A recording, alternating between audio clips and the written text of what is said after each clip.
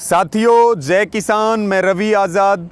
साथियों, आंदोलन 8वें महीने में है और ये तस्वीर बिल्कुल साफ हो चुकी है कि बीजेपी जो पार्टी है वो राष्ट्र विरोधी है, वो संविधान विरोधी है, वो लोकतंत्र विरोधी है, वो गरीब विरोधी है, मजदूर विरोधी है, किसान विरोधी है, नौजवान विरोधी है और महिला विरोधी है। आपने ये भी देखा कि जो इनका संगठन है आरएसएस, वो आज़ादी के समय अंग्रेज़ों की दलाली किया करता था।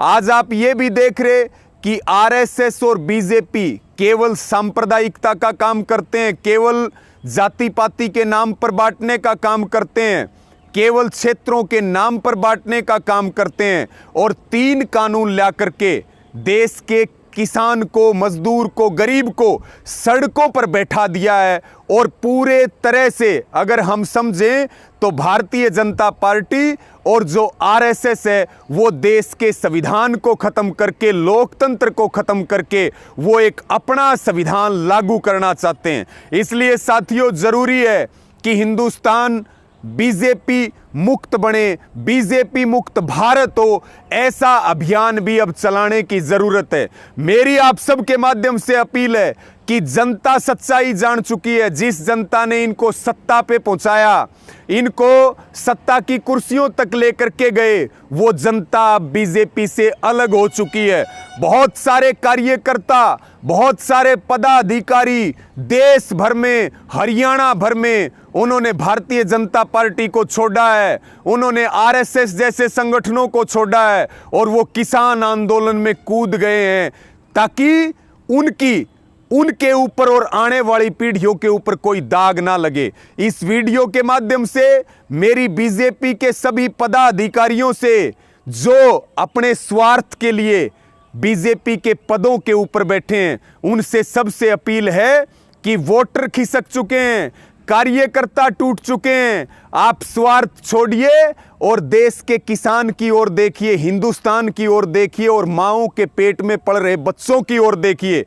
मेरी सबसे ये अपील है कि जो बीजेपी के पदाधिकारी हैं वो अपने ईमान की तरफ देखें, अपने जिम्मेदारी की तरफ देखें और वो अपनी आत्मा की आवाज सुन के बीजेपी के पदों से इस्तीफा दें और किसान आंदोलन के समर्थन में आए। बीजेपी को छोड़ करके ये बताएं कि ना जमीन बिकने देंगे, ना जमीर बिकने देंगे, ना फसल बिकने देंगे और ना नस्लों को खराब होने देंगे। मेरी सबसे ये निवेदन है, सबसे प्रार्थना है कि जो भी भाजपा का पदाधिकारी है वो भाजपा से इस्तीफे दे, भाजपा को छोड़े और आंदोलन को मजबूत करे, आंदोलन में अपनी भूमिका अदा करे। साथियों, याद कीजिए, जिस समय अंग्रेजों के खिलाफ लड़ाई थी उस समय अंग्रेज हमारे दुश्मन थे, अंग्रेज गद्दार थे। आज आरएसएस और बीजेपी उसी तरह से हमारे दुश्मन हैं जैसे आजादी की लड़ाई में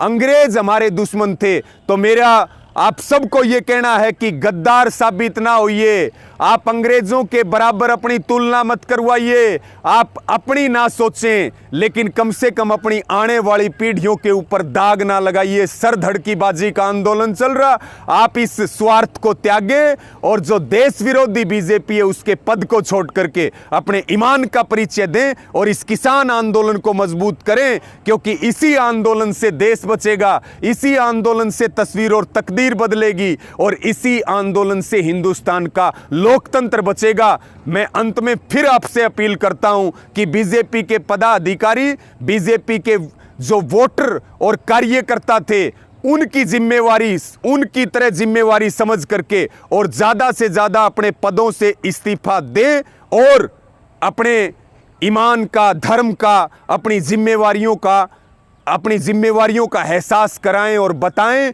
कि हम सब हिंदुस्तानी हैं और सब इस आंदोलन के साथ हैं। जय किसान साथियों, जय हिंद।